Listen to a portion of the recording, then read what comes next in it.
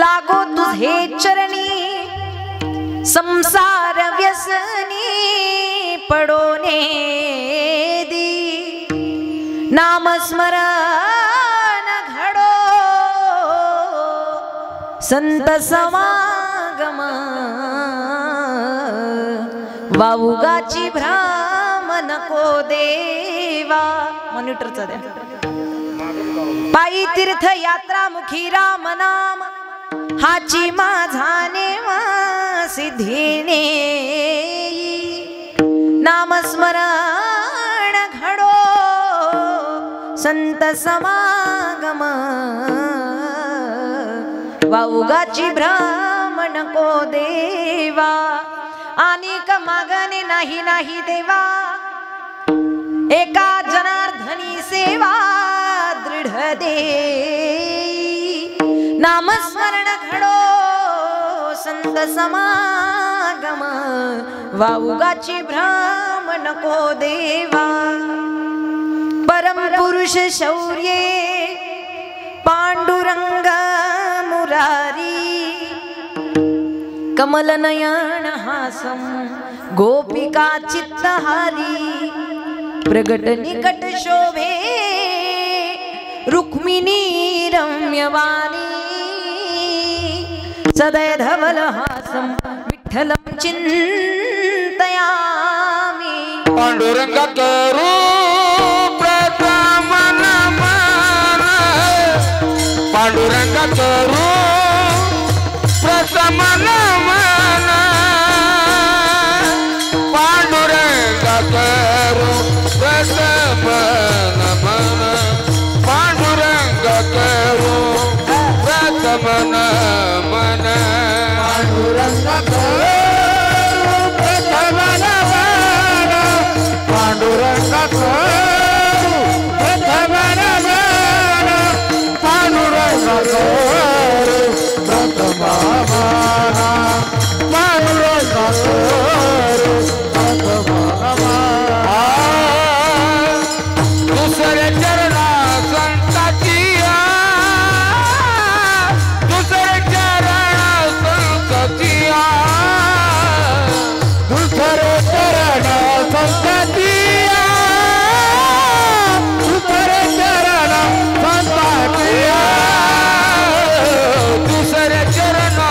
संताची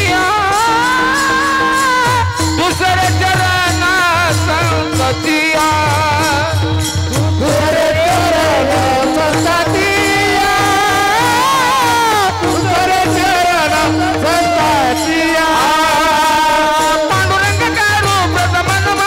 दुसरे चरणा संताची त्यांच्या कृपा जाणे कथेचा विस्तारू त्यांच्या कृपा जाणे कथेचा विस्तारू त्यांच्या कृपा जाणे कथेचा विस्तारू बाबा कृपा जाणे कथेचा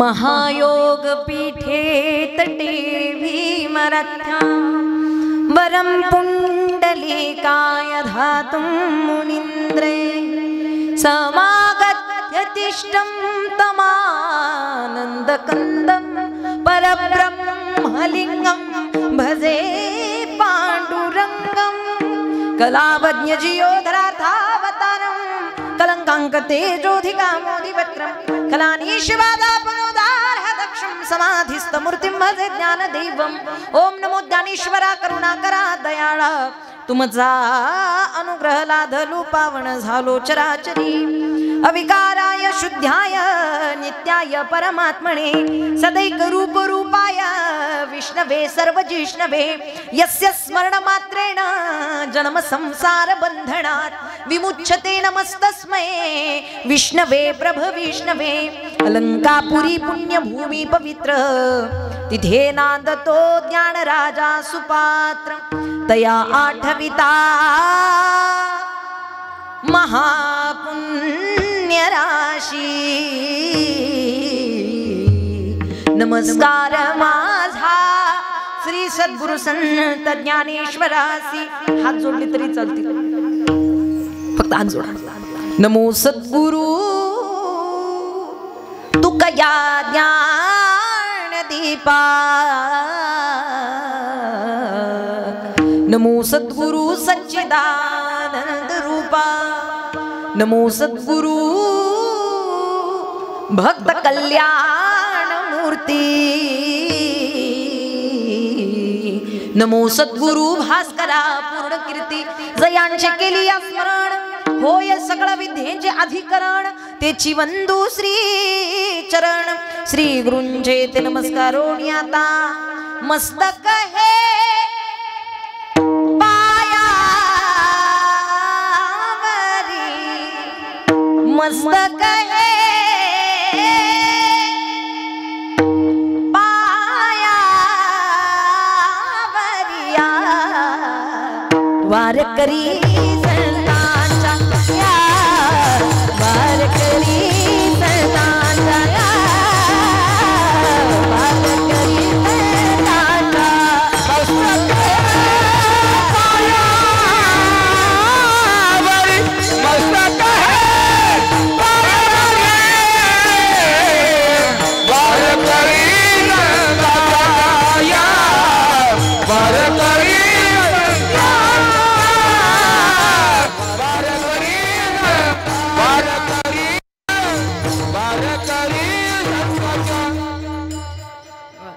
श्री संतांची माथा चरणावरी साष्टांग हे करी दंडवत. मनोजवं मारुततुल्य वेगं जितेंद्रियं बुद्धिमतां वरिष्ठं.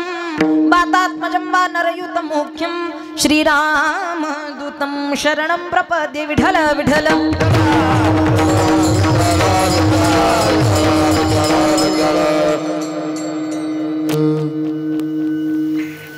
प्रसाद नाही बरं का, मला वाटलं कुणीतरी गुळ वाटतोय की काय. देवा माझे मन लागो तुझे चरणी. संसार व्यसनी पडोने दिली. नामस्मरण घडो संत समागम. वाउगाची भ्रम नको देवा. रामकृष्ण हरी. रुसले का काय, कोणी बोला ना झाल्या. रामकृष्ण हरी रामकृष्ण हरी. तुमचा काहीच विषय नाही, तुमचा विषयच नाही. यांनाच फार समजून आणि सांभाळून घ्यावं लागतं इथे सुद्धा. आणि तिथलं तुमचं तुम्ही बघा. परिचयाची खरी सुरुवात पहिला रामकृष्ण हरी. रामकृष्ण हरी बोला ना सगळ्यांनी. बोला बोला बोला. मागच्या रुसल्या का. प्रस्तुत प्राप्त प्रसंगी प्राप्त स्थळी श्री कीर्तन रूपी सेवेकरिता निवडलेला घेतलेला अभंग. श्री कीर्तन रूपी सेवेकरिता निवडलेला अभंग जगदवंदनीय जगद्गुरु. तुम्हा आम्हा साधकांचे मायबाप आणि आपल्या जीवनाचा उद्धार व्हावा ही ज्यांच्या अंतःकरणाची तळमळ आहे. उद्धाराया जन जड आणि जीवा. त्यांपैकी आपल्या या अज्ञानी अशा जीवाचा उद्धार होण्याकरिता, उद्धार करण्याकरिता सोपी अशी साधना आपल्यापर्यंत सहज शब्दामध्ये पोहोचून ज्यांनी तुम्हाला आम्हाला परमार्थात फक्त जगायला नाही तर बोलायला चालायला सुद्धा शिकवलं. जगण्याचा पाया चालण्याचे बळ.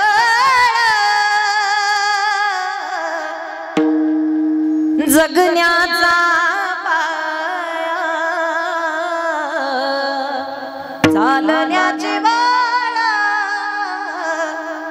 विचारांची कळ. तुकाराम तुकाराम. जगण्याचा पाया चालण्याचे बळ. जगण्याचा पाया. जगायला चालायला बोलायला ज्यांनी शिकवलं महान संत जगदवंदनीय जगद्गुरु श्री संत श्रेष्ठ जगद्गुरु तुकोबराय संत तुकाराम महाराज यांचा 4 चरण आज मागणी पर अभंग आहे. खऱ्या अर्थानं सातत्यानं जगद्गुरु तुकोबारायांच्या अभंगाचं चिंतन होत असल्यामुळे, पण चला, जो अभंग कीर्तन रूपी सेवेकरिता निवडलेला आहे पैठण निवासी, आणि खरंच उद्धारा या जन जड जीवा हे त्यांच्याबद्दलही लागूच होतं, कारण संत हे तुमच्या आमच्यासाठी उद्धार करण्याकरिताच जन्माला किंबहुना अवतार धारण करून आलेले. आणि खऱ्या अर्थानं पैठण निवासी ज्यांना शांतीब्रह्म म्हणून खऱ्या अर्थानं आपण ओळखतो, अवघ्या आयुष्यामध्ये प्रपंचातून परमार्थ साधणारे आणि भगवंतानं ज्यांच्या घरी कामं करावीत, सोपा अधिकार नाही. नाथरायांचा अधिकार परमार्थात फार मोठा आहे. फार मोठा अधिकार प्राप्त करून आपलं जीवन ऐश्वर्य संपन्नतेनं पूर्ण करणारे असे महान संत श्री संत एकनाथ महाराज. आणि एकनाथ महाराजांचा हा 4 चरणांचा गोड असा मागणीपर असा अभंग आजच्या जागराच्या कीर्तनरूपी सेवेकरिता निवडलेला आहे.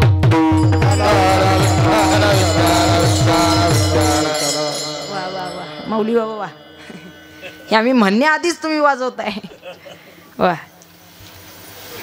अत्यंत सुंदर अशा नियोजनात पवित्र पुण्य अशा वातावरणामध्ये आपल्या कुसूर गावामध्ये सुरू असलेला अखंड हरिनाम सप्ताह गेली 42 वर्ष झाली अखंड अविरतपणे आपल्या गावामध्ये अखंड हरिनाम सप्ताह घडतोय. बरोबर ना?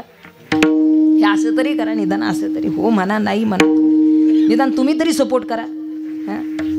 वक्त्याला श्रोत्यांनी दिलेल्या मानधनापेक्षा श्रोत्यांच्या प्रतिसादाची अपेक्षा हवी असते. त्यामुळे बरं वाटलं तर असं करा, नाही बरं वाटलं तर असं करा, पण निदान अख्खं कीर्तन होईपर्यंत तासभर तुम्ही मला प्रतिसाद द्या अशी माझी अपेक्षा आहे. लक्षात ठेवा, 42 वर्ष आपल्या गावामध्ये अखंड हरिनाम सप्ताह घडलेला आहे आणि सुरू असणारं हे 43वे वर्ष आहे. आपण कल्पना सुद्धा करू शकत नाही किती मोठं पुण्य आपल्या जन्मात आपण प्राप्त केलेलं आहे, किंबहुना पूर्वजन्माचं किती मोठं सुकृत आपण कमवलेलं असेल, जे की 43 वर्ष आपल्या गावामध्ये अखंड हरिनाम सप्ताह घडतोय. कदाचित आपल्याला हे फार सामान्य वाटेल, पण थोडासा बारीक विचार केला तर तुमच्या ध्यानात येईल. मला सांगा, 43 वर्षांपूर्वी म्हणजे इथून पाठीमागची 43 वर्ष, ज्या वर्षी सप्ताह सुरू झाला, एवढी साधना होती का? साधना होती का? नव्हती. अशी लाइटिंग होती का? आहेत का त्या वेळची माणसं ज्यांनी सप्ताह सुरू केला? आहेत ना? आहेत आहेत. एवढं डेकोरेशन होतं का? नव्हतं. नव्हतं म्हणा ना, नव्हतं. अगदी दगडाच्या टाळामधून गायिले अभंग इथपर्यंतची परिस्थिती, म्हणजे मोजकी साधनं, मोजक्या गोष्टी आणि अगदी खडतर प्रवास करून अगदी परिश्रम घेऊन हा सप्ताह सुरू केला. बरोबर ना? बरोबर बोलते मी. पण खरी गोष्ट सांगू का, सप्ताह सुरू करण्यासारखी सोपी गोष्ट जगात दुसरी कोणती नाही. तुम्ही म्हणताल ताई आता सांगितलं परिश्रम घेऊन सुरू केला, खडतर प्रवासातून सुरू केला. 43 वर्षांपूर्वी काय होतं? ही साधनं नव्हती, अशी आधुनिकता नव्हती, एवढी लोकसंख्या नव्हती, आणि अशा वेळीच आम्ही सप्ताह सुरू केला आणि तुम्ही सोपी गोष्ट म्हणताय. हो, लक्ष देऊ नये का? सप्ताह सुरू करण्यासारखी सोपी गोष्ट जगात दुसरी कोणती नाही. पण सुरू केलेला सप्ताह 43 वर्ष टिकवणं याच्यासारखी अवघड गोष्ट जगात दुसरी कोणती नाही. प्रामाणिकपणे सांगा, सगळ्यांनी टाळी वाजवली का? इथं माझ्या कौतुकासाठी वाजवू नका बरं का, माझ्या वाक्यासाठी वाजवू नका. माझ्या कौतुकासाठी कुणी सुद्धा टाळी वाजवू नका. ठीक आहे, नका वाजवू आता काय, पण किमान स्वतःचा उद्धार व्हावा याची टाळी वाजवा. लक्ष देऊ नये का? ठीक आहे, निवांत निवांत निवांत वाजवा. आपल्या काय गडबड आहे का? आपण 43 वर्ष सप्ताह या ठिकाणी सुरू केलेला आहे आणि त्याची पालखी आपल्या खांद्यावरती घेऊन 43 वर्ष इथपर्यंत आपण हा सप्ताह टिकवला. किंबहुना त्या भगवंतानं इथपर्यंत आपल्याला ती ताकद दिली. आपणही कोण? मुळात सप्ताह घडतोय, सप्ताह वाढतोय, सप्ताहाचं एवढं सुंदर भव्य स्वरूपाचं आता स्वरूप वाढत चाललेलं आहे आणि खऱ्या अर्थानं लोकांचाही सहभाग वाढत चाललेला आहे. ही फार मोठी कौतुकाची गोष्ट आहे बरं का. आणि आपल्या गावचा खऱ्या अर्थानं सप्ताहाचा विकास जर तुम्ही मला विचारताल, मी पहिल्यांदा सप्ताहाला आले बरं का, आणि आताशी सुरुवात कुठेतरी झाली, पण आता सुरुवातीलाच मी आपल्या सप्ताहाचा विकास सांगेल. तुम्हाला पटला तर बघा, नाही पटला तर सोडून द्या.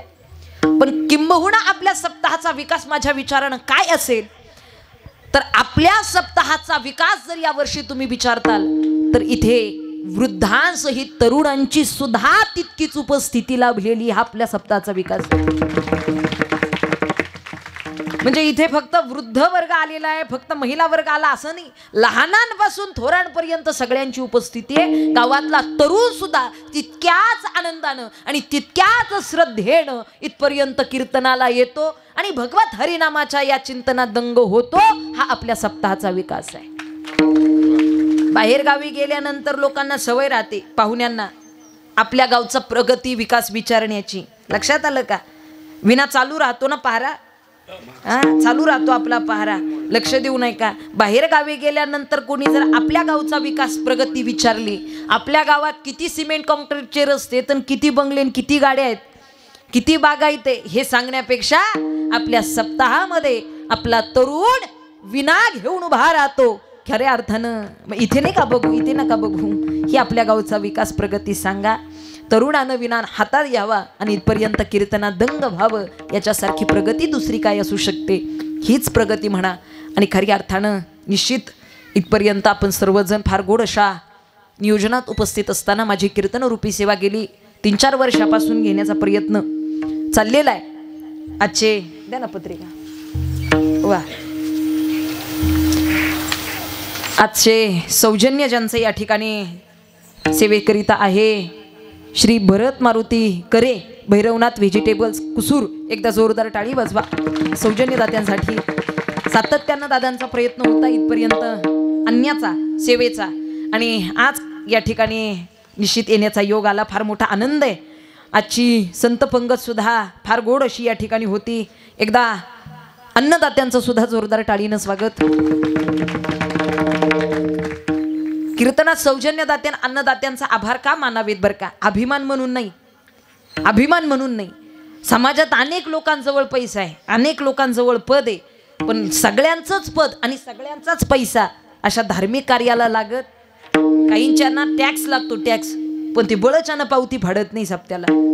हा, माझं वाक्य लक्ष देऊ नये का? धार्मिक कार्यक्रमामध्ये दातृत्वानं काहीतरी सेवा करावी, दातृत्वानं काहीतरी दान धर्म करावा, याच्याकरिता भगवंताची आपल्यावरती कृपा असावी लागते. यांच्यावरती कृपा आहे म्हणून इथपर्यंत दातृत्व मनात आहे आणि म्हणून सौजन्य दात्यांचं अन्नदात्यांचा आभार आहे. विढाला विढाला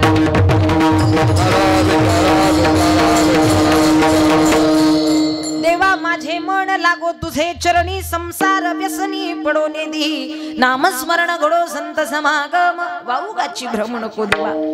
पैठण निवासी शांती ब्रह्मश्री संत एकनाथ महाराज, संत एकनाथ महाराज यांचा 4 चरणांचा अभंग आहे. या अभंगाच्या माध्यमातून संत एकनाथ महाराज भगवंताकडे काहीतरी मागतायत.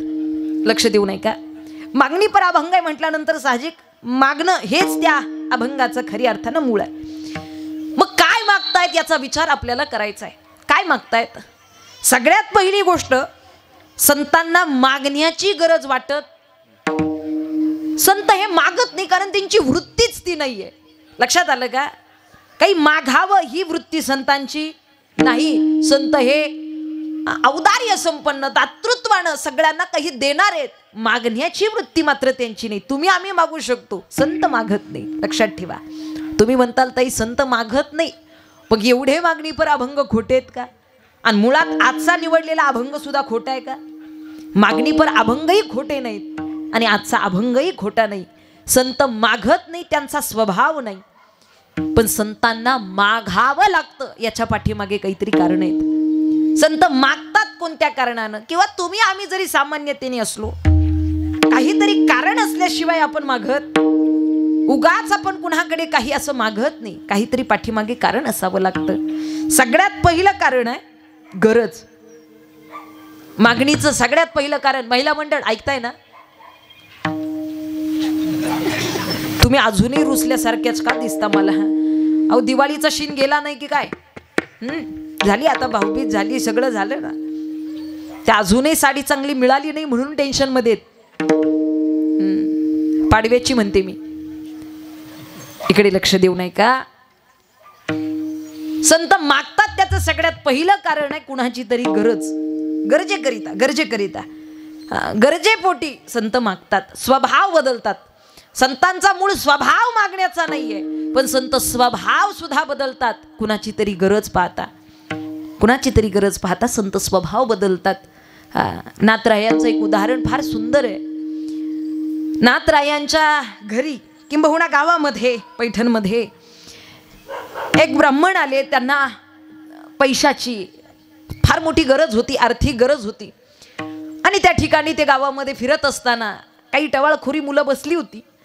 त्यांनी विचारलं, म्हणले का हो, कुठे चाललात, काय अडचण आहे, काय गरज आहे, काहीतरी चिंता दिसते. काही नाही म्हटले, अशानं असं आहे, आर्थिक गरज आहे, फार मोठी चिंता आहे, अडचण आहे. आणि ती आर्थिक गरज जर पूर्ण झाली तर फार बरं होईल. त्या काही टवाळखोर पोरांनी सांगितलं का हो, आम्ही तुमची जेवढी काही आर्थिक अडचण आहे ती आम्ही पूर्ण करतो. तुम्हाला काय धनाची काही गरज असेल आम्ही पूर्ण करतो, आणखीन काही हवं असेल आम्ही पूर्ण करतो. पण त्याकरिता आमचं एक काम तुम्हाला करावं लागेल. कोणतं काम? ते म्हणले, आमच्या गावामध्ये एक महाराज आहेत, त्यांना कधीच राग येत नाही. नाथरायांचं त्यांना कधीच राग येत नाही. ते कोणी काही म्हटलं तरी त्यांच्या चेहऱ्यावरती कधीच राग हा भाव दिसतच नाही, क्रोध येतच नाही. तुम्ही एकच काम करा, फक्त त्या महाराजांना राग आणून द्यायचा, त्यांना क्रोध आणून द्यायचा. तुम्ही जर त्यांना राग आणून दिला तर तुम्ही म्हणताल ते आम्ही तुम्हाला देऊ. ठीक आहे म्हटले, राग आणणं काही कठीण आहे का? अहो एखाद्यानं आरे म्हटलं तरी आपल्याला येतो ना. सध्याच्या काळात आता तेही झालं, अरे म्हटलं तरी राग येतो. म्हटले काय राग आणणं सोपं आहे. कुठे घर? हा वाडा. दाखवलं. नाथरायांच्या घरी गेले आणि गेल्या दिवसापासून त्यांनी प्रयत्न सुरू केला, कसा तरी स्वरूपानं त्यांना राग आणून देता येईल, काहीतरी करून त्यांना राग आणता येईल. बरेच प्रयत्न केले, पण नाथराय हे नाथराय, शांती ब्रह्म उगाच नाही म्हटलं जात त्यांना. आणि भरपूर प्रयत्न अखेरीस मात्र त्यांना काही यश आलं नाही. शेवटचा एक प्रयत्न म्हणून त्यांनी शेवटच्या दिवशी भोजन ठेवलेलं. त्या ठिकाणी नाथराय जेवायला बसलेले. नाथरायांच्या शेजारी हे जेवायला बसले. आणि मग मात्र नाथरायांची पत्नी गिरिजा माता त्या ठिकाणी वाढण्याकरिता आली, भोजनाकरिता आल्या, वाढायला आल्या. आणि वाढता वाढता त्या ठिकाणी यांनी विचार केला, म्हटले आज आपण शेवटचा प्रयत्न म्हणून त्यांच्या पत्नीची छेड काढायची म्हणजे नेमकं काय करायचं, त्यांच्या अंगावरती बसूयात. बाकीचं सगळं माणूस सहन करेल पत्नीचा अपमान, आणि जो पत्नीचा अपमान सहन करेल तो पती काय? लक्षात आलं का तुमच्या? पत्नीचा अपमान पतीला सहन होत नाही, माणसाला सहन होत नाही. तिची छेड काढलेली सहन होत नाही. नाथराय बसले आणि त्याने विचार केला, म्हटले चला गिरिजा माता वाढता वाढता यानं गिरिजा मातेच्या पाठीवरती बसावं, गिरिजा मातेच्या अंगावरती बसावं. आणि बसल्याबरोबर त्या ठिकाणी नाथरायांनी पाहिलं. आता म्हटले आता तर राग येईल यांना, आता तर राग येईल. नाथराय गिरिजा मातेकडे पाहतात आणि नाथराय गिरिजा मातेला सांगतात, जरा सावकाश बर का देवी, जरा सावकाश, जरा सांभाळून घ्या, पडतील बर का. पाहुणे ते आपले पडतील, जरा सांभाळून घ्या. गिरिजा माता या नाथरायांच्या पत्नी होत्या. सोपं नसतं. एका अधिकारी महात्म्याची किंबहुना ऐश्वर्य संपन्न असे परमार्थातले संत आहेत, आणि त्या संतांची पत्नी म्हणून जगणाऱ्या गिरिजा माता एवढ्या सोप्या नाहीत. त्यांनी सांगितलं, महाराज काही चिंता करू नका, हरिपंडिताला रोज कडेवरती घेऊन फिरण्याची सवय आम्हाला. हरिपंडित म्हणजे मुलगा त्यांचा. अहो मुलाला रोज कडेवरती घेऊन फिरतो, त्यामुळे यांना कडेवरती घेतलं असं काही पडणार नाही, आम्हाला सवय आहे. सांगण्याचं तात्पर्य शेवटी नाविलाज झाला. आणि मग मात्र त्यांना खरं सांगावं लागलं. म्हटले महाराज क्षमा करा, आम्ही वेगळ्याच कारणानं तुमच्यापर्यंत पोहोचलो, पण मला वाटत नाही माझं ते काम पूर्ण होईल. आपल्या गावातील काही लोकांनी सांगितलं तुम्हाला राग आणून द्या आणि त्याच्या खातर मला पैसे मिळणार, धन मिळणार, माझी अडचण भागेल, आणि म्हणून मी तुमच्यापर्यंत आलो आणि तुम्हाला राग आणून देण्याचा प्रयत्न केला. पण महाराज फार मोठी चूक झाली माझी, फार मोठी चूक झाली. फार मोठे महात्मे आहात तुम्ही, फार मोठे महात्मे आहात. नाथरायांनी त्याचं कारण ऐकलं आणि ऐकल्याबरोबर त्या ठिकाणी नाथराय म्हटले, अरे बाबा, अरे तुझी काहीतरी गरज आहे आणि त्या गरजेपोटी तू हे सगळं करतोय. हे जर मला आधीच सांगितलं असतं तर पहिल्याच दिवशी मी रागावलो असतो ना. एवढे कष्ट घेण्याची गरज काय, पहिल्याच दिवशी रागावलो असतो ना. चल म्हणले पुढे पळ, मी काठी घेऊन मागे पळतो. मग ते पुढे पळू लागले, नाथराय मागे पळू लागले. माझं सांगण्याचं तात्पर्य तुम्ही ध्यानात ठेवा. संत रागवत नाहीत, संतांना क्रोध येत नाही, हा त्यांचा स्वभाव आहे. लक्षात आलं का? पण स्वभावाच्या विरुद्ध कधी जगावं लागतं, कुणाची तरी गरज पाहता. संत मागत नाही, हा त्यांचा स्वभाव आहे. पण स्वभाव मोडून कधी जगतात, कुणाची तरी गरज आहे. मग कुणाची गरज आहे? अहो तुमच्या आमच्या उद्धाराची गरज आहे ना संतांना. हा, इथपर्यंत तुमचा आमचा उद्धार करण्याकरिताच संत इथपर्यंत अवतारी झालेले आहेत. इकडे लक्ष द्या. विठ्ठल विठ्ठल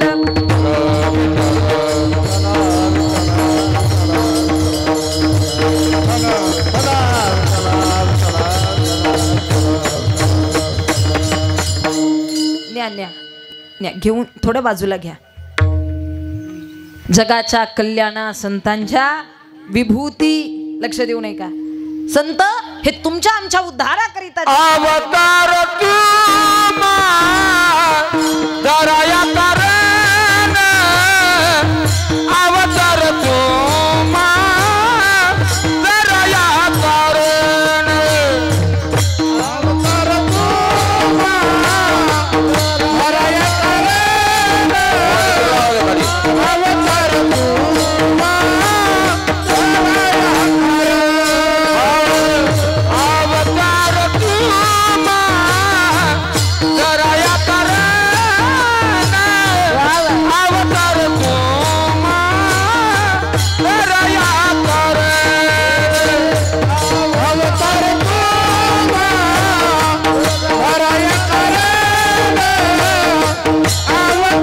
तुम्हा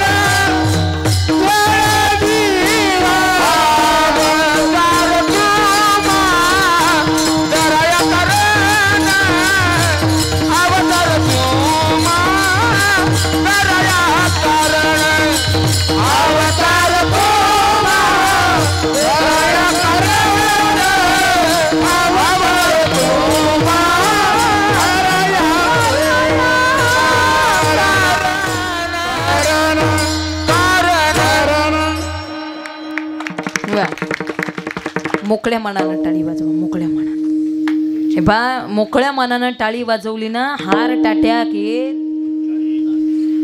हा गॅरंटी कमी राहते बरं का. मोकळ्या मनानं टाळी वाजवा. दिवसातून किमान 10 मिनिटं टाळी वाजवा. 10 मिनिटं. हा, कारण आपल्या हातामध्ये ॲक्युप्रेशर पॉइंट आहेत, ज्याच्यावरती दाब पडल्यामुळे शरीरात रक्ताभिसरण क्रिया चांगली होते आणि झटक्याची शक्यता, हा, कारण आता हृदयविकाराचे झटके फार वाढलेले आहेत माणसाचे. त्यामुळे टाळी कुणी चुकवू, मोकळ्या मनानं टाळी वाजवा. आणि हे त्यांना कळतं ज्यांना स्वर कळतोय, ज्यांना ताल कळतोय. ज्यांना स्वरही कळेना तालही कळेना तेवढा असे पात्र राहते. ते कीर्तन संपलं तरी असेच पाहते. कधी कधी आम्हाला प्रश्न पडतो, आपला स्वर चुकला का काय. आता तुमचाही आमचाही काही, पण त्यांच्या ध्यानात येत नाही. कीर्तन झाल्यावर कळतं. लक्ष देऊ नये का? संत हे तुमच्या आमचा उद्धार करण्याकरिता, आणि ही गरज आहे बरं का. संतांच्या मागणी पाठीमागे तुमच्या आमच्या उद्धाराची गरज आहे. कारण जेव्हा कधी संत भगवंताकडे मागतात, त्याच्या पाठीमागे तो आपला सगळा सारांश, आपल्या सगळ्यांचा विचार त्यांच्या अंतःकरणात आहे. कारण तुम्ही संत माये बाप कृपावंत कायमी पतीत, लेकराचं हित व्हावं, लेकराचं चांगलं व्हावं ही भावना आहे त्यांची. आणि म्हणून संत तुमच्या आमच्या गरजेपोटी भगवंताकडे मागतात. आणि दुसरं कारण आहे आग्रह. कुणाचा? भगवंताचा. भगवंताचा आग्रह आणि तुमच्या आमच्या उद्धाराची गरज, ही मागणीची कारण आहेत. आणि ज्यावेळी नाथ महाराज, मुळात मागणीपर अभंगामध्ये सगळ्यात महत्त्वाची एक त्रिपुटी आहे. मागणारा कोण आहे, कुणाकडे मागतोय आणि काय मागतोय. आता या अभंगामध्ये मागणारे श्री संत एकनाथ महाराज आहेत. मागतोय कोणाकडे, तर मागणं हे भगवंताकडे आहे. कारण त्याच्याशिवाय दुसरा देणाराही दुसरा कोण नाही. तोची एक दान शिवदाता तोची एक दान शिवदाता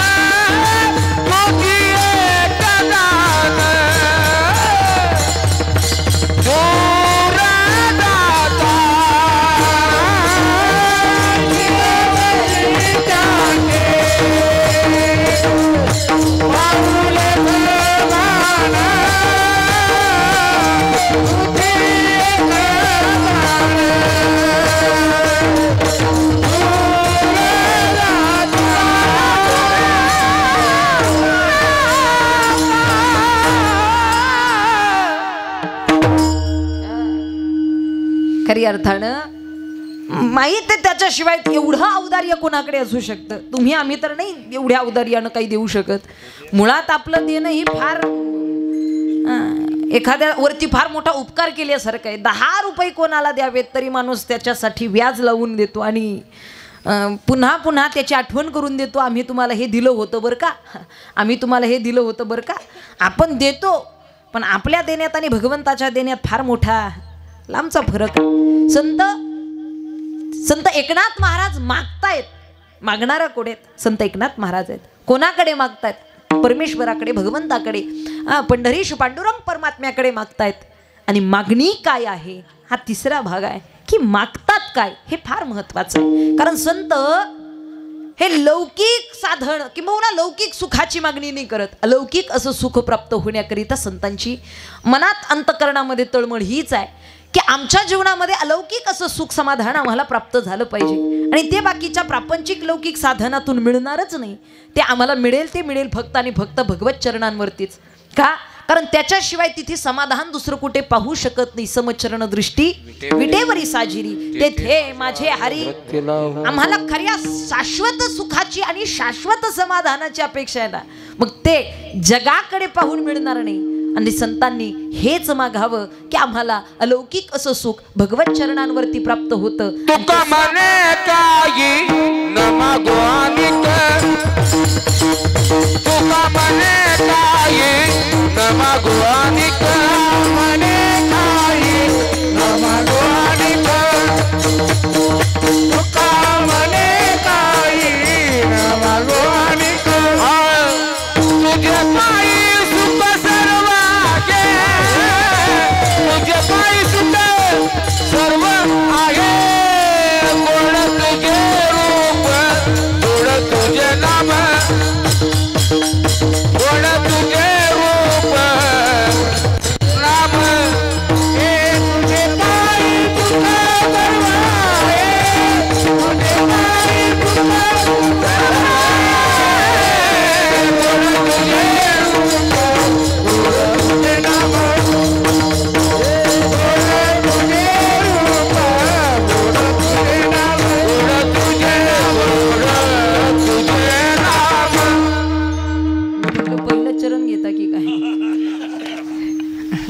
कारण तिथपर्यंत येऊन ठेपलो होतो. चला, मागतात काय हे फार महत्वाचं आहे. कारण तुम्ही आम्ही भगवंताकडे मागतो आणि भगवान परमात्मा सुद्धा देणार आहे बरं का. कृष्ण माझी माता, कृष्ण माझा पिता. आई बापाकडे काहीतरी लेकरांना हट्ट धरावा आणि आई बाप पूर्ण न करावा असं होत नाही. लेकुराचे हित वाहे माऊलीचे चित्त. काय चांगलं माझ्या लेकराला असावं हे सगळं आईला माहीत असतं आणि लेकराचा हट्ट आईबाप पूर्ण करतात. तशी तुमची आमची मागणी भगवान परमात्मा पूर्ण करेल. पण शब्द लक्ष देऊ नाही का, आईबाप जे आपल्या लेकरासाठी चांगलं आहे तेच देतात.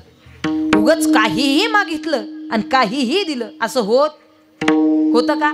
नाही. तुम्ही अनेक वेळा आपण बऱ्याच काही गोष्टी प्रापंचिक जीवनाकरिता प्रापंचिक सुखाकरिता मागत असतो. हे द्यावं ते द्यावं, असं व्हावं तसं व्हावं, भरपूर काही मागतो. पण सगळंच काही देवानं पूर्ण केलं अजिबात नाही.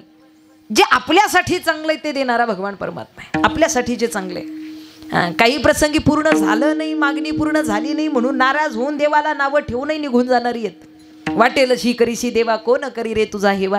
काय उपयोग आहे? एवढे दिवस मी काहीतरी मनात चिंतन केलं, तुझी सेवा केली, तुझ्याकडे मागितलं आणि तू मात्र मला देत नाही. छे छे, आता मात्र तुझी सेवा करणार. संपलं संपलं. तिथपर्यंत माणूस भक्ती सोडून देतो. पण लक्ष देऊ नाही का, थंडीचे दिवस आहेत आणि या थंडीच्या दिवसामध्ये जर लेकरानं आईस्क्रीम मागितली, देऊ का? आधीच आजारी पडलेलं मुलं आहे आणि आजारी मुलानं पुन्हा आईस्क्रीम खाण्याचा हट्ट धरला आणि थंडीचे दिवस आहेत, देऊ का? आपण भरपूर रडलं, आदळलं, आपटलं, 4 फटके मारून घरात बसू, देणार? तुम्ही देऊ शकत नाही का? देऊ शकता. लक्षात ठेवा, तुम्ही देऊ शकता, तुमची दानत आहे. पण तो क्षण किंबहुना ती परिस्थिती ते आईस्क्रीम देण्याची नाहीये. सांगण्याचं तात्पर्य, भगवान परमात्मा सगळं काही आपल्या जवळ देऊ शकतो, पण जे आपल्यासाठी चांगलं आहे ते पाहूनच तो आपल्याला देतो. असा भगवान परमात्मा आहे. मग काय मागितलं पाहिजे याचा विचार जरा आपण केला पाहिजे. काही मागावं, काही त्यानं द्यावं, अजिबात नाही. काहीतरी एक शाश्वत सुखाची मागणी आपण भगवंताकडे करू शकता. आणि ते संत एकनाथ महाराज करतात की देवा, आम्हाला प्रापंचिक गोष्टीमध्ये, मी सुरुवातीला सांगितल्याप्रमाणे, लौकिक साधनातून लौकिक सुखाची अपेक्षा नाही, आम्हाला अलौकिक सुखाची अपेक्षा आहे.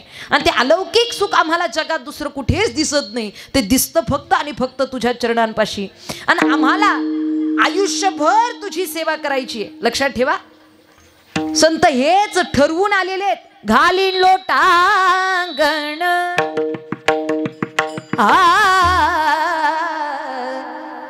वंदिन चरण,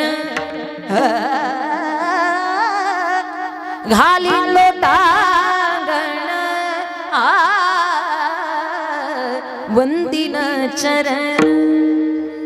नियोजन झालेलं आहे. डोळ्यांनी पाहिन रूप तुझे, डोळ्यांनी पाहिन रूप तुझे, घाली लोटांगण वंदिन चरण. देवा, हे संतांचं प्रयोजन आधीच झालेलं आहे. मग बाकीच्या जगाकडे धावण्याची काही त्यांना अपेक्षा राहत नाही, गरज वाटत नाही. आणि म्हणून संत मागणी सुद्धा त्यांची ठाम आहे, आम्हाला शाश्वत सुख हवंय आणि ते फक्त तुझ्या चरणांवरती आहे. आमच्या मनामध्ये प्रापंचिक भाव, प्रापंचिक विषय न येता फक्त आणि फक्त तुझे चरण असावेत, कारण तेच एक आम्हाला शाश्वत सुखाचं, शाश्वत समाधानाचं स्थान वाटतं. अभंगाच्या प्रथम चरण. देवा माने मला लागो तुझे चरण, देवा माने मला लागो तुझे चरणी, देवा माने मला लागो तुझे चरणी, देवा माने मला लागो तुझे चरण, देवा माने मला लागो तुझे देवा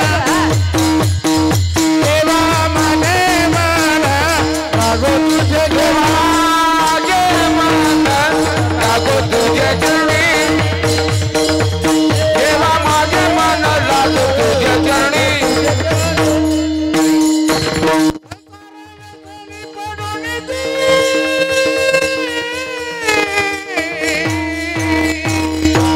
नमः मन घडो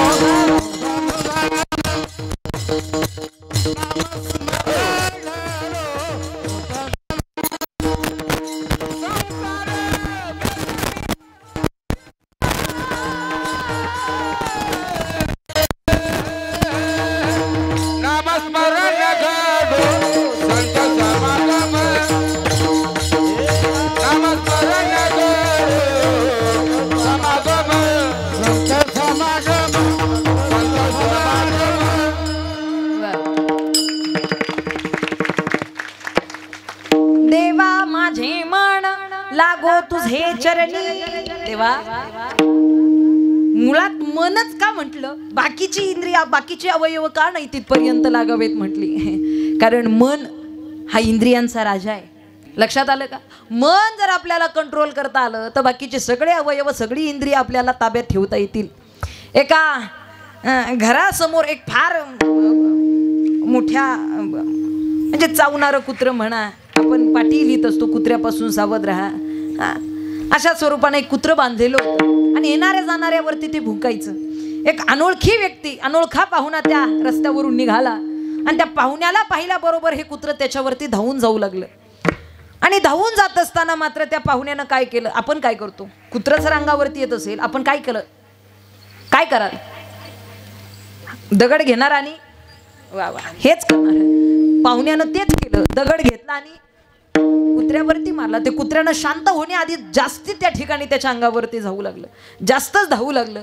आता मात्र त्याचा नाविलाज झाला, इकडे तिकडे आवाज देऊ लागला आणि शेजारच्या शेतात काम करणाऱ्या माणसानं सांगितलं, म्हटल्या हो तुम्ही नवीन आहात की काय, तुम्हाला नवीन पाहतोय, तुम्ही किती दगड मारली, काठ्या मारल्या, किती आरडाओरडा केला, ते कुत्रं असं थांबणारच नाही, ते भुंकायचं राहणारच नाही, ते धावायचं थांबणारच नाही.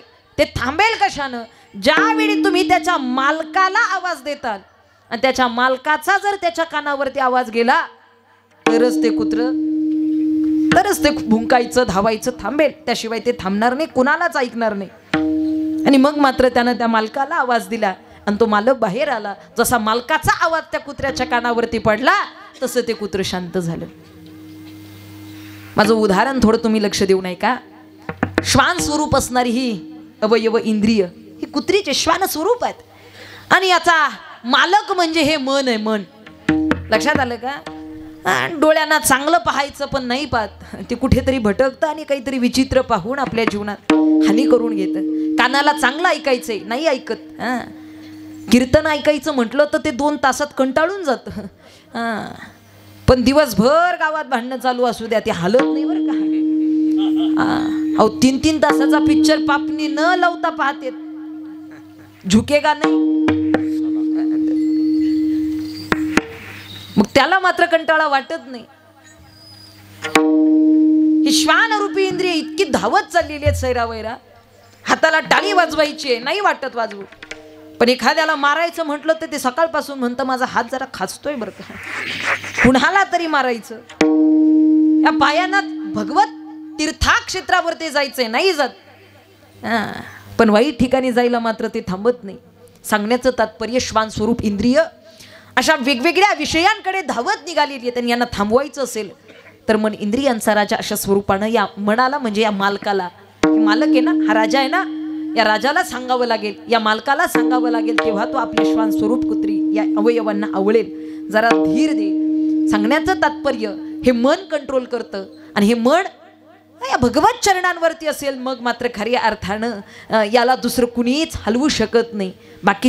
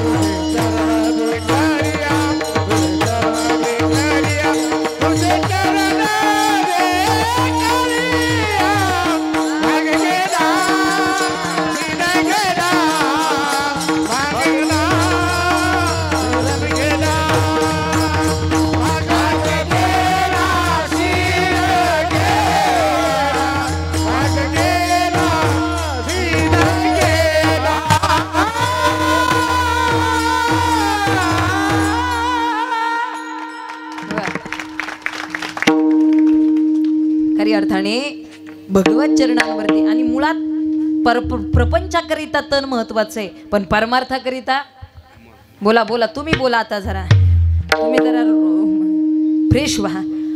प्रपंचाकरिता तन महत्वाचं आहे आणि परमार्थाकरिता मन महत्वाचं आहे. लक्षात ठेवा बरं का. इथे तुम्ही कोणत्या रंगाचे कपडे घालून आलात काही घेणं देणं नाही. तुम्ही कसे आहात काही घेणं देणं नाही. तुम्ही कोण आहात, अधिकारी आहात, पदाधिकारी आहात, कोणी ऐश्वर्य संपन्न धनवान आहात, कोण आहात तुम्ही काही घेणं देणं नाही. कुठून आलात काही घेणं देणं नाही. तुमची बाह्य परिस्थिती काय काही घेणं देणं नाही. पण इथे आल्यानंतर तुमच्या अंतकरणामध्ये भाव कसा आहे याच्याशी घेणं देणं बरं का. मन शुद्ध आहे का. तुका म्हणे चित्त करावे निर्मळ येवोनी गोपाळ राहे तेथे. दोन मित्र होते. मित्र एक पारमार्थिक होता म्हणजे धार्मिक विचारांचा होता आणि एक मात्र त्याच्या विरुद्ध होता. ऐका, एक मात्र त्याच्या विरुद्ध होता. एक मात्र सतत कीर्तन भजन याची गोडी धरून कीर्तन भजनाला जाणारा आणि दुसरा मात्र कधीच कीर्तन भजन न ऐकणारा. झालं पंढरपूरची वारी आली आणि पंढरपूरच्या वारीला हा धार्मिक मित्र जो आहे तो निघाला. पण निघता निघता यानं त्याच्या मित्राला सांगितलं का रे, दरवर्षी मी एकटाच पंढरपूरला जातो, माझी इच्छा आहे यावर्षी तूही माझ्यासोबत यावं, चल ना. अरे फार चांगलं असतं रे. अरे किती मोठा सोहळा आहे हा, सुख सोहळा स्वर्गीय नाही फार. अरे फार सुंदर वातावरण, फार गोड भगवत चिंतन नामाचा गजर टाळ मृदुंग जयघोष होत असतो, चल म्हटले पंढरपूरला. हा म्हटला नाही नाही बाबा, तुला जायचंय तर तू जा, पण मला मात्र तिथे येण्याचा आग्रह करू नको. तुला माहिती आहे मला ते मला कीर्तन आवडत नाही, भजन आवडत नाही. आता प्रकाराचे तीन तुका म्हणे केले जन, काहींना आवडतं काहींना आवडत नाही. इथे बसलात म्हणजे सगळे कीर्तनच ऐकायला बसलात असं काही नाही. अहो एवढं खरं बोलू नका. हो म्हणा हो म्हणा, हा नाही म्हणू नका, असं करू नका. इथे कीर्तनच ऐकायला बसला. पण सांगण्याचं तात्पर्य सगळ्यांनाच पटेल आवडेल अशातला भाग नाही. काहींना पटतं काहींना नाही पटत. हा म्हणला नाही नाही मला आवडत नाही, मी येणार नाही, मला नाही जमणार. हा तो धार्मिक मित्र म्हणू लागला असं कर, माझी एक इच्छा म्हणून तू ही पूर्ण कर. माझी एक इच्छा, कधी मी तुला काही मागितलं नाही, पण हे मात्र तू मला दिलं पाहिजेस, चल म्हणले सोबत. हा म्हणला ठीक आहे, एवढाच आग्रह करतो, मी यायला तयार आहे, पण एका अटीवर. तिथे तमाशा असतो का. अहो पंढरपूर तिथं काय होऊ नये, तिथं सगळंच आहे ना. सगळ्यांचाच तिथं अधिकार आहे आणि सगळ्यांनाच तिथं सन्मान आहे आणि सगळ्यांची सगळी सेवा तिथं मान्य केली जाते बरं का. हा म्हणला अरे तू पाहिजे तसं, तुला पाहिजे तसं ते सगळं आहे, तू फक्त चल. त्याच्या मनात तिथपर्यंत त्या मातीचा स्पर्श झाला, निदान काहीतरी बुद्धीत बदल होईल त्याच्या. चल म्हणले माझ्यासोबत. नेलं पंढरपूरला. दोघंही पंढरपूरला गेले. गेल्यानंतर जो कीर्तनाला जाणार आहे तो कीर्तनाला निघाला आणि जाता जाता याला आग्रह करू लागला. म्हटले का रे आलाच आहेस इथपर्यंत, चल ना कीर्तनाला. अरे फार चांगलं असतं, चांगलं चिंतन असतं. अरे भगवत चिंतन होतं, हाताने टाळी वाजते, मुखानं नामस्मरण घडतं, कधीही 2 तास निघून जातात कळत नाही. चल म्हटले कीर्तनाला. काय असा कुठे जाणार, चल कीर्तनाला, रोजच तू तिकडे जात असतो, आज जरा माझ्यासोबत चल. हा म्हटला नाही नाही बाबा, आपल्याला येणार नाही, आपल्याला जमणार नाही, आपण येणार नाही. उलट मीच तुला आग्रह करतो, रोजच कीर्तन ऐकतो, चल जरा चल म्हणले तमाशाला. रोजच कीर्तन ऐकतो, तमाशाला चल, तिथेही चांगलं असतं, तिथेही मनोरंजन होतं रे, चांगलं होतं, चल म्हणले तिकडे. नाही म्हटला, तुला जायचंय तिकडे जा, मी कीर्तनाला जाणार. कीर्तन ऐकणारा कीर्तनाला गेला, ज्याला तमाशाला जायचं तो तमाशाला गेला. आणि गेल्यानंतर मात्र जो कीर्तनाला बसला, सुरू झालं, पंचपदी झाली, पण का कुणास ठाऊक त्याचं कीर्तनात मन लागेना. कीर्तन काही रंगेना, कीर्तनात मन लागेना, ऐकावंसं वाटेना, काहीच समजेना, वेदांत कळेना, शास्त्र कळेना, सिद्धांत कळेना, त्यातली उदाहरणं कळेनात, अजिबातच त्याला त्या कीर्तनाचा आनंद वाटेना. इतका नाराज झाला तो आणि शांत विचार करू लागला. म्हटला चांगला मित्र म्हणत होता चल तमाशाला, उगाच कीर्तनाला गेलो असतो तिकडे, 2 तास कुठे निघून गेले असते कळालं नसतं. उगाच कीर्तनाला आलो. ते बसल्या बसल्या कीर्तनात विचार करते आणि तिकडे तमाशाला गेलेला त्याची परिस्थिती अशी झाली की तमाशात त्याचं मन लागेना, त्याला तमाशा काही रंग वाटेना, फार चांगलं मनोरंजन होईना आणि पाहिजे तशी आवड ओढी त्याची त्या तमाशात लागेना, मनच लागेना, करमेना. असं वाटू लागलं अरे उठून जावं, गेलो असतो कीर्तनाला तर 2 तास चांगलं भगवत चिंतन घडलं असतं, राम नाम कानावरती पडलं असतं, किती छान वातावरण होतं. म्हटला होता मित्र चल कीर्तनाला, गेलो असतो तर बरं झालं असतं. झालं, इकडे कीर्तन संपलं, तिकडे तमाशा संपला, दोघंच्या दोघं एका जागी आली. पण झालं असतं दुर्दैवानं त्याच दिवशी दोघांचा मृत्यू झाला. त्याच दिवशी दोघांचा मृत्यू झाला. आणि मग यमदूत आले आणि मग त्या ठिकाणी कुठे कुणी जायचं त्याची सगळी तपासणी होऊ लागली. कोणी स्वर्गात कोणी नरकात जायचं, त्या द्वार आलं आणि त्या द्वारापाशी दोघांना उभं केलं. आणि आता मात्र मग नाव नोंदणी चालू झाली, कोण स्वर्गात जाणार कोण नरकात जाणार. आणि मग मात्र त्या ठिकाणी त्यांनी अनाउन्सिंग केली, त्यांनी घोषणा केली, चला कीर्तनाला गेलेले नरकात, तमाशाला गेलेले स्वर्गात, चला ते कीर्तनाला जाणार. अरे म्हणल्या, अरे आयुष्यभर मी परमार्थ केलाय, मी कीर्तनाला गेलतो, मी स्वर्गात गेलो पाहिजे, हा तमाशाला गेलता, हा नरकात गेला पाहिजे, उलट कसं काय? म्हटले इथे हिशोब शरीराचा नाही, इथे हिशोब मनाचा केला जातो, लक्षात ठेवा. निवांत वाजवा, निवांत वाजवा, काही गडबड. वाजू वाटल्या तर मोकळ्या मनानं वाजू, मोकळ्या. विठ्ठल विठ्ठल.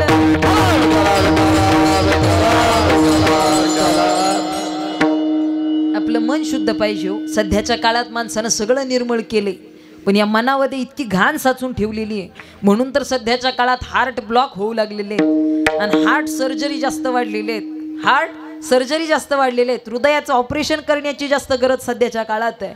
जुनी माणसं बाह्य शरीरानं कपड्यानं कशी असू द्यात, रंगरूपानं कशी असू द्यात, बाह्य सौंदर्यानं कशी असू द्यात, मन चांगलं होतं. जुन्या माणसाचं मन चांगलं होतं. आणि खरंच सध्याच्या काळात आज इतकं मन जपण्याची गरज आहे. आता हे 30 आणि 35 मध्ये BP, sugar, diabetes, cancer, paralyse, मला नाही उचकी लागली, हा फक्त डेमो आहे. 30 आणि 35 मध्ये हे हार्ट ब्लॉक होते. आज तरुण अवस्थेमध्ये हे हृदय इतकं विचित्र ब्लॉक झालेले. हृदयाचं ऑपरेशन करणाऱ्या थिएटरच्या बाहेर, म्हणजे जे ऑपरेशन थिएटर असतं हॉस्पिटलमध्ये, जी रूम असते ऑपरेशनची, त्याच्या बाहेर एक वाक्य लिहिलेलं. हिंदीतलं वाक्य मी मराठीत सुद्धा सांगेन. अगर दिल खोला होता, अगर ये दिल खोला होता तूने अपने यारों के साथ, तो आज ये दिल खोलना ना पड़ता इन अवजारों के साथ. मराठीत सांगते, जर हे मन, हे हृदय वेळे आधीच आपल्या मित्र परिवारासोबत, आपल्या सख्या सोयऱ्यांसोबत, आपल्या जवळच्यांसोबत व्यक्त केलं असतं, तर आज हे हृदय या सुरीनं कैचीनं कापायची गरज पडली नसती. आज सध्याच्या काळात माणूस आतमधून बाह्य रंगानं माणूस इतका आनंदी दाखवतो. खरंच माणसानं बहिरंगी परिवर्तन केलंय. कितना बदल गया इंसान, कितना बदल गया इंसान. सूरज ना बदला, चंदन बदला, ना तो ये बदला धरती आसमान. कितना बदल गया इंसान, कितना बदल गया इंसान, कितना बदल गया इंसान, कितना बदल गया इंसान, कितना बदल गया इंसान, कितना बदल गया इंसान, कितना बदल गया इंसान.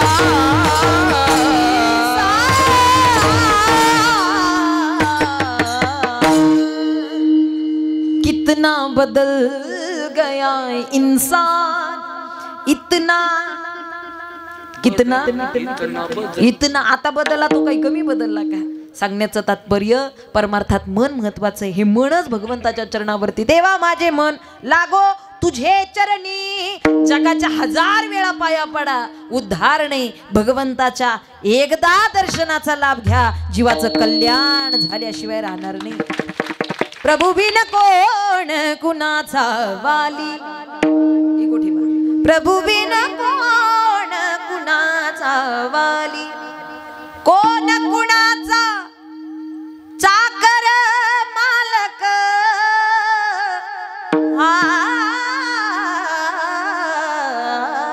कोण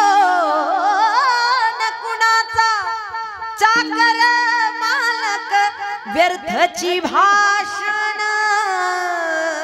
खाली खाली प्रभू बिन कोण कुणाचा वाली प्रभू बिन कोण कुणाचा वाली जगात कोण उद्धारेल आपल्याला ताकद आहे जगाची जग तारूही शकत नाही शब्द लक्षात ठेवा जग आपल्याला तारूही शकत नाही आणि जग आपल्याला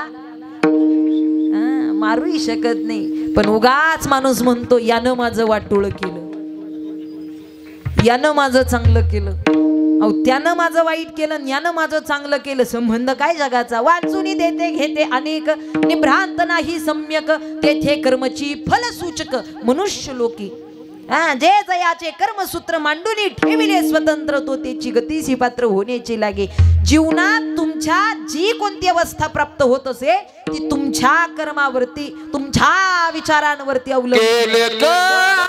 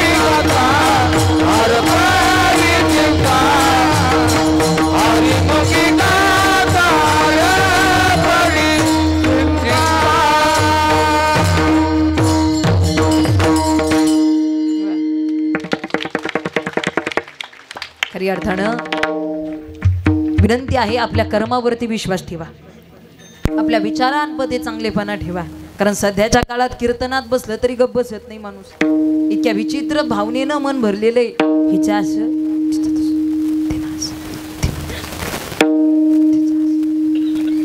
तुमचं नाही बरं काय अनंत वाचाळ बरळती बरं त्या कैसीने गोपाळ पावी हरी मनाची शुद्धी फार महत्वाची आणि ती भगवत चरणांवरती लीन झाल्यानंतर मन शुद्ध होतं शांत होतं आणि खऱ्या अर्थानं संत हेच मागतात देवा आमचं मन तुझ्या चरणांवरती संसार व्यसनी पडू नये ती संसाराच्या व्यसनात पडू देऊ नको कारण मुळात व्यसन ही प्रक्रिया वाईट नाही ही गोष्ट वाईट नाहीये व्यसन ही गोष्ट वाईट नाहीये कारण व्यसन दोन प्रकारचं असतं एक चांगल्या गोष्टीचं असतं आणि एक वाईट गोष्टीचं असतं मुळात व्यसन परमार्थाचं असतं आणि प्रपंचाचं असतं आपण जे व्यसन धरलेलं आहे ते प्रपंचाचं आहे आणि संत जे व्यसन करतात ते परमार्थाचं आहे आपण ज्या विषयांमध्ये रमतो तो प्रापंचिक आहे आणि संत ज्या विषयामध्ये रमतात विषय तो त्यांचा झाला नारायण ना आवडे जनधन माता पिता संत ज्यामध्ये रमतात तो परमार्थिक विषय आहे त्यामुळे व्यसन करणं ही प्रक्रिया चुकीची नाही पण कशाचं करतो हे जरा ध्यान ठेवून केलं पाहिजे बरं का कारण सध्याच्या काळात वाईट व्यसनाच्या आहारी जाऊन आपल्या आयुष्याची बर्बादी करून घेणारी आज बरीच तरुण आहेत बरेच आज ट्रेंड निघालेला आहे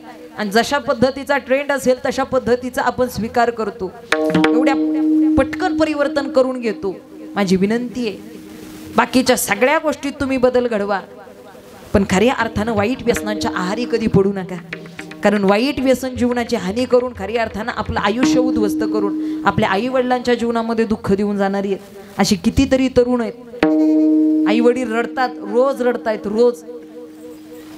ज्या लेकराकरिता आम्ही उभं आयुष्य झटलो, ज्या लेकरासाठी आम्ही हाडाची काढणी रक्ताचं पाणी केलं, आज खऱ्या अर्थानं वाईट व्यसनाच्या आहारी जाऊन तो पोरगा आज आमच्या हातात राहिला नाही. काय उपयोग आहे? सांगण्याचं तात्पर्य व्यसन करा, पण ते छत्रपती शिवरायांच्या विचारांचं करा. व्यसन करा ते संत विचारांचं करा. व्यसन करा ते धर्मरक्षणाचं करा. व्यसन करा, व्यसन करा ते गोमातेच्या सेवेचं करा. व्यसन करा आपल्या संस्कृतीला जोपासण्याचं करा. बाह्य संस्कृतीचं आचरण करताना अभिमान वाटतो.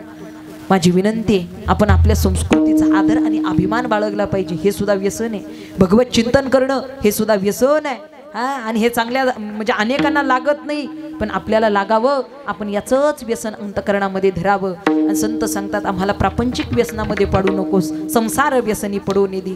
का? कारण तिथे मात्र दुःखाशिवाय काही नाही आणि इथे मात्र सुखाशिवाय काही नाही. त्यामुळे खऱ्या अर्थानं आम्हाला हे पारमार्थिक सुख अनुभवायचं आहे. संसार व्यसनी पडू नये दे. काय कर देवा, काय कर. आमच्या जीवनामध्ये सातत्यानं एक साधन घडलं पाहिजे जे कलियुगामध्ये उद्धार करणार आहे. ते म्हणजे फक्त आणि फक्त तुझं चिंतन घडावं. पण ते असं घडू नये, त्याला संतांच्या संगतीची जोड असावी. नामस्मरण घडो संत समागम. सरळ सरळ घेतलं दुसरं चरण. वाउगाची भ्रम नको देवा. नामस्मरण घडावं ते संतांच्या संगतीत घडावं. कारण असं केलं तरी सुद्धा भटकण्याचे अनेक रस्ते आहेत बरं का. अनेक रस्ते. संगतीचा परिणाम मी आता सांगितलं. जीवनामध्ये अनेक वेळा आपण चांगल्या मार्गाला चाललेलो असतो, कीर्तनाला चाललेलो असतो, पण कीर्तनाला जाता जाता एखादा म्हणतो काय ते कीर्तन, इकडे ये. काय ते भजन, इकडे ये. आणि असं म्हटलं रे म्हटलं, संपला विषय. पतन उदार संगाचा महिमा, पतन उदार संगाचा महिमा, पतन उदार संगाचा महिमा, पतन उदार संगाचा महिमा, पतन उदार संगाचा महिमा,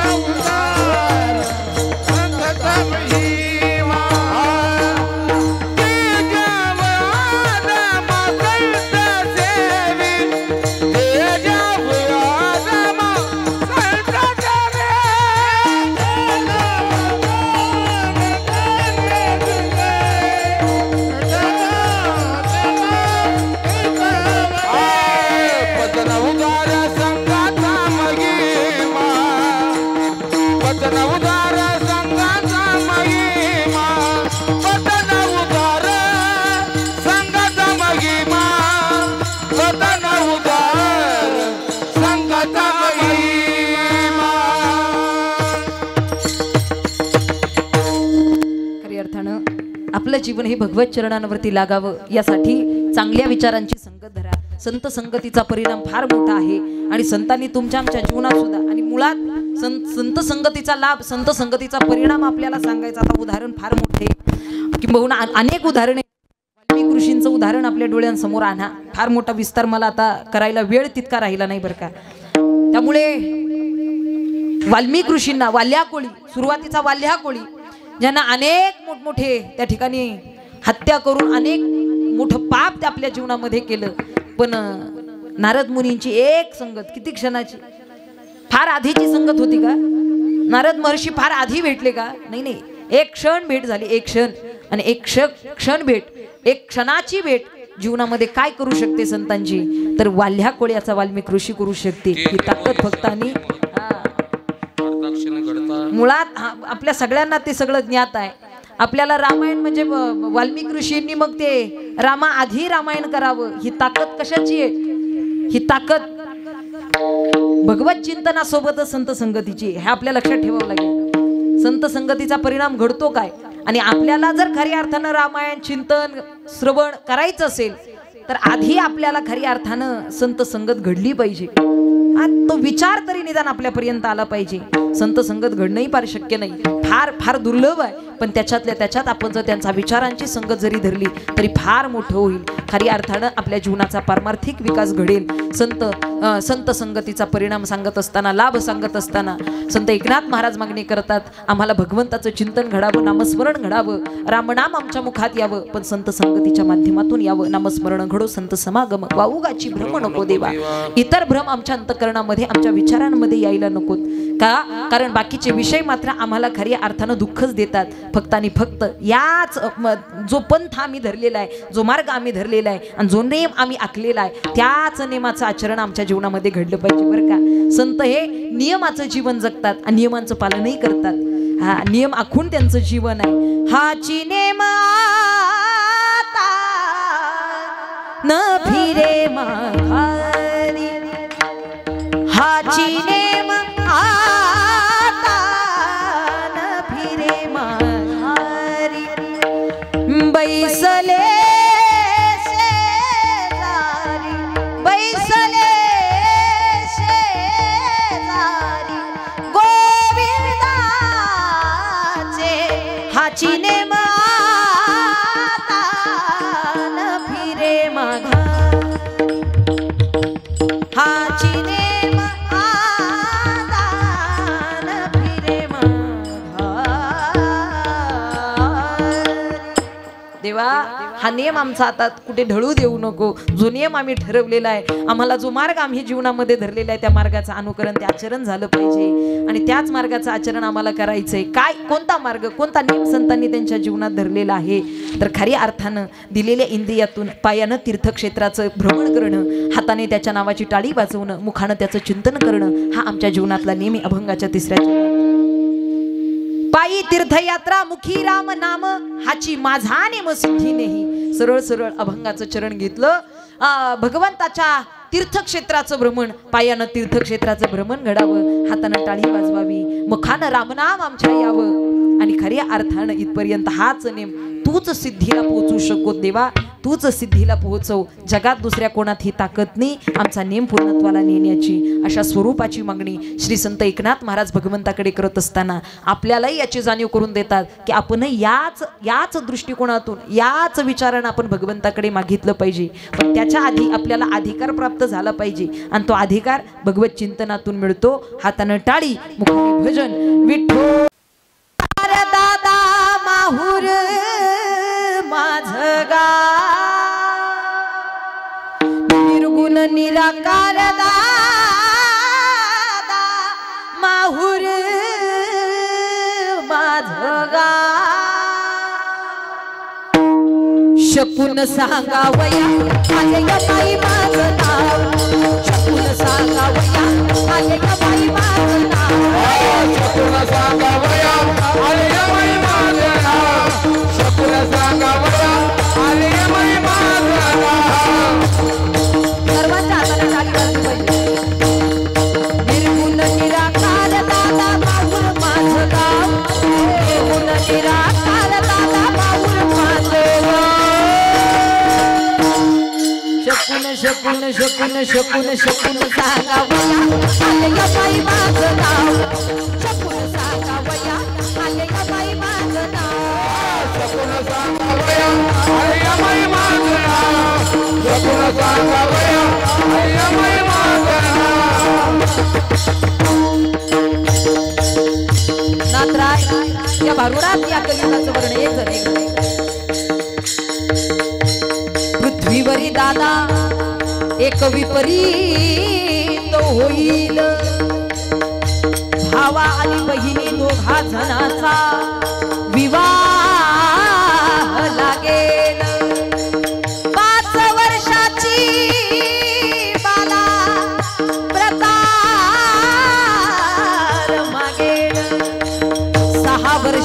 नारी गर्भीन राहीन. हे कलियुगाचं पुढे होणारं परिवर्तन आहे. ऐका ऐका दादा या कलियुगाची थोरी, या आदिशक्तीची वाणी आहे. आपण फार चांगल्या काळात जन्माला आलो. इथून पुढचं होणारं परिवर्तन इतकं विचित्र असणार आहे. आणि म्हणून मिळालेला काळ आणि मिळालेली वेळ आपली सार्थकी लागली पाहिजे. निर्गुण निराकार दादा बाऊर माझं गाव, निर्गुण निराकार दादा बाऊर माझं गाव. टाळी वाजवायची. शकून शकून शकून शकून शकून सागावया आलया बाई माझं नाव, शकून सागावया आलया बाई माझं नाव, शकून सागावया आलया बाई माझं नाव, शकून सागावया आलया बाई माझं नाव, शकून सागावया आलया बाई माझं नाव, शकून सागावया आलया बाई माझं नाव, शकून सागावया आलया बाई माझं नाव, आलया बाई माझं नाव, बाई माझं नाव.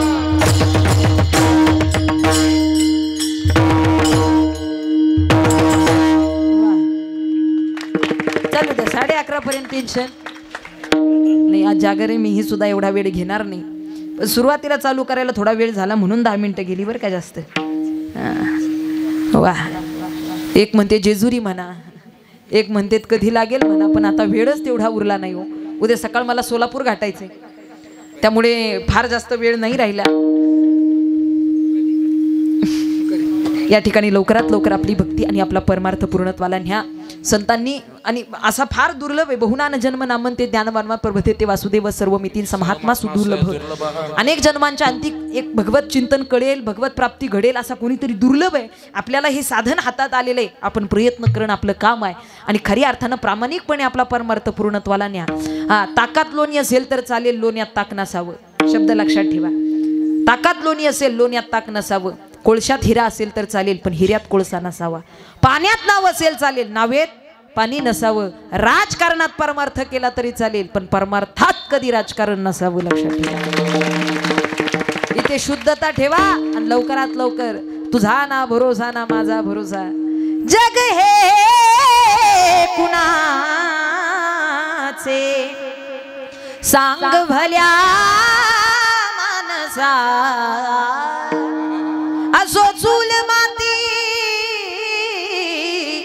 आणि मीठ भाकर, नाम हरीचे मुखी गोड साखर. सोडून दे धनाचा तुला लसा, जग हे कुणाचे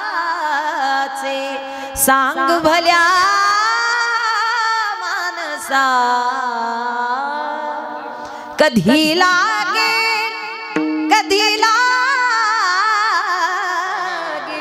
कधी लागेल रे वेड्या तुला गोडिया भंगाची. कधी लागेल रे वेड्या तुला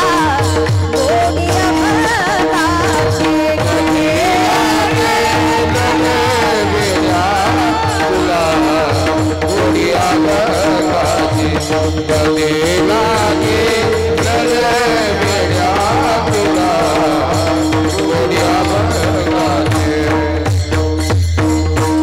असे हा जन्म मोलाचा नको तू घालवू वाया, नको घालवू वाया. नको नको नको तू घालवू वाया.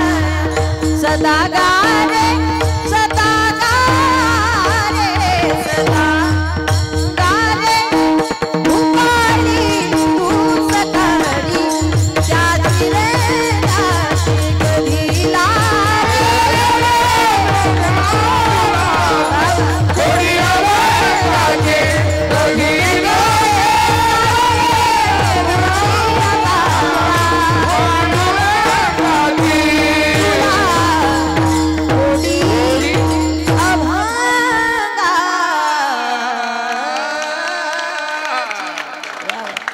जमलं बरं का. मनापासून धन्यवाद. गोड अशा पद्धतीनं सुरू असलेला आपला 43 वर्षांचा अखंड हरिनाम सप्ताह फार सुंदर अशा पद्धतीनं घडतोय. आज जागराची कीर्तनरूपी सेवा माझ्यासारख्या पामराकडे देण्यात आली. मज पामराये काय थोरपण पायी चव्हाण पायी बरी. थोडासा 15 मिनिटं वेळ जास्त घेतला, परंतु या ठिकाणी सर्वांचंच खूप मनापासून धन्यवाद. या ठिकाणी आजचे सौजन्यदाते भरत मारुती करी, भैरवनाथ व्हेजिटेबल कुसूर यांच्यासाठी एकदा जोरदार टाळी वाजवा. फार मोठ्या अट्टहासाने इथपर्यंत सेवा घेण्यात आली. अन्नदात्यांचंही मनापासून या ठिकाणी धन्यवाद. ज्यांच्या आशीर्वादानं हा सप्ताह सुरू. वैकुंठवासी हरिभक्तीपरायण अकबर बाबा कुशीकर महाराज यांच्या प्रेरणेनं व वैकुंठवासी हरिभक्तीपरायण दादासाहेब दगडू नरुटे यांच्या आशीर्वादाने या ठिकाणी सुरू असलेला आपला हा सप्ताह सुंदर अशा पद्धतीनं गायनाची उत्कृष्ट अशी साथ ज्यांची प्राप्त झालीत, आपल्या भागातील, आपल्या परिसरातील, तालुक्यातील नवे नवे महाराष्ट्रात ज्यांचा आवाज फार गोड अशा कंठातून आपल्यापर्यंत पोहोचतो, आमचे संतोष महाराज माने. एकदा जोरदार टाळी वाजवा माने महाराजांसाठी. त्याचबरोबर या ठिकाणी आळंदीवरून इथपर्यंत प्राप्त झालेली पुंडलिक महाराज, एकदा जोरदार टाळी वाजवा पुंडलिक महाराजांसाठी. गोड अशी गायनाची साथ प्राप्त केलीत. त्याचबरोबर आदरणीय हरिभक्तीपरायण नरुटे महाराज, शिंदे महाराजांचंही खूप मनापासून धन्यवाद. गोड अशी या ठिकाणी गायनाची साथ प्राप्त झालीत. त्याचबरोबर या ठिकाणी उत्कृष्ट अशी मृदुंगाची साथ ज्यांची प्राप्त झालीत, आदरणीय आमचे बंधुस्थानी असणारे आमचे माऊली दादा, गोड अशी मृदुंगाची साथ प्राप्त केलीत. एकदा जोरदार टाळी वाजवा माऊली दादांसाठी. सुंदर अशी सेवा. त्याचबरोबर आदरणीय हरिभक्तीपरायण वेद पाठक महाराज या ठिकाणी एकदा जोरदार टाळी वाजवा. गोड अशी मृदुंगाची साथ या ठिकाणी महाराजांनी दिली. त्याचबरोबर या ठिकाणी टाळांची उत्कृष्ट अशी साथ सर्व टाळकरी वृंदांसाठी जोरदार टाळी वाजवा. हे बाल वारकरी टाळकरी आहेत, आमच्या माता भगिनी सुद्धा टाळ घेऊन उभ्या राहिल्यात. एकदा महिला मंडळ त्यांच्यासाठी टाळी वाजवा. तिला काय टाळी वाजवायची, तिला काय टाळी वाजवायची. ह्या म्हणतील त्यांनी असं काय केलं त्यांना टाळी वाजवायला. अहो, बांगड्या मागे सारून भांडणं करणं सोपं आहे, गळ्यात टाळ घेऊन हरिकीर्तनात उभा राहणं फार कठीण आहे. आणि खरी अर्थानं हा स्त्री शक्तीचा जागर आहे. फार मनापासून धन्यवाद. साऊंड सिस्टीमसाठी एकदा जोरदार टाळी वाजवा. गोड अशी ऑपरेटिंग या ठिकाणी दादा तुम्ही दिलीत. मनापासून धन्यवाद. उपस्थित सर्व श्रोते, मायबाप, तरुण वर्ग, बाल, वृद्ध सगळ्यांचंच मनापासून धन्यवाद. आले ते देव झाले, नाही आले महादेव झाले. घरी झोपले ब्रह्मदेव झाले, नाही आले त्यांचंही धन्यवाद. उद्या सकाळ उठल्यावर सांगा महाराज आभार मानून गेले नाही, पुढच्या गावी गेले असं सांगा. आमच्या आदरणीय, आमच्यावरती फार मोठं प्रेम स्नेह ज्यांचा आदरणीय आमचे सूळ महाराज या ठिकाणी वेळोवेळी उपस्थित असतात. सर्वच या ठिकाणी आपल्या गावातील भजनी मंडळी सातत्यानं आमच्या परिसरात जिथे कुठे कीर्तन सेवा असेल त्या ठिकाणी इथपर्यंत उपस्थित असतात. आमचे आदरणीय डोंबाळे महाराज असतील, अगदी येळे महाराज असतील, सर्व मंडळी या ठिकाणी सातत्यानं इथपर्यंत असतात. मनापासून धन्यवाद. सर्वांचा नामोल्लेख करणं शक्य नाही. कॅमेरामॅन दादा तुमचेही धन्यवाद. बाळू मामा यूट्यूब चॅनल चांग भलं, बाळू मामाच्या नावानं चांग भलं ना यूट्यूब चॅनल आहे आणि याचं चित्रीकरण इथपर्यंत झालेलं आहे. मनापासून या ठिकाणी त्यांचंही धन्यवाद. सुंदर अशा पद्धतीची सेवा आहे. पुन्हा एकदा उपस्थितांच्या चरणी नतमस्तक होते. माझ्या मायपित्यांच्या गुरूंच्या, छत्रपती शिवरायांच्या, धर्मवीर संभाजीराजांच्या, जेजुरीच्या खंडेरायाच्या, सासवडच्या संत सोपान काकांच्या चरणी नतमस्तक होते. एक विनंती करते प्रत्येकाला, समोर बॅनर लागला म्हणून बोलले बरं का, समोर बॅनर लागलाय म्हणून सांगते. आता कशाला मागं बघताय, मी सांगते ना, आता मी सांगते. लक्ष द्या. धर्मासाठी जगा, धर्म टिकवण्यासाठी जगा. धर्म कसा टिकवता येईल? घरात आई आणि गोठ्यात गाईची सेवा करा. मी स्वतः गोसेवक आहे. भोर तालुक्यामध्ये रुक्मिणी खिलार गोशाळा या नावानं आमची वैयक्तिक गोशाळा आहे, ज्या माध्यमातून आम्ही खिलार गाई, खिलार संगोपन आणि जातिवंत खिलार वळू बैल यांची सेवा करतोय. आज इंस्टाग्रामला, यूट्यूबला जरी सर्च केलं रुक्मिणी खिलार गोशाळा तरी पाहता येईल. माझे पती आदरणीय आंतरराष्ट्रीय मृदुंगवादक हरिभक्तीपरायण खिलार गोसेवक अर्जुनजी महाराज साळेकर आज खरी अर्थानं फार मोठी गोसेवा त्यांच्या अंतःकरणात आहे आणि या स्वरूपाने या ठिकाणी ते सेवा करतायत. आम्ही संपूर्ण परिवार गोसेवा करतोय आणि फार मोठं पुण्य, किती मोठं पुण्य हे सांगू शकत नाही. गोमातेच्या सेवेचं किती मोठा आनंद आहे हेही सांगू शकत नाही, पण गाई ही आपली दुसरी आई आहे एवढं सांगू शकते. आणि प्रत्येकानं गोमातेची, त्या नंदीची प्रत्येकानं सेवा करा. एक तरी खिलार गाई, एक तरी खिलार बैल आपल्या घरी असलाच पाहिजे आणि त्यांची सेवा आपल्याकडून झाली पाहिजे. विनंती करते उपस्थितांच्या चरणी नतमस्तक होऊन सेवेला पूर्णविराम. ज्ञानेश्वर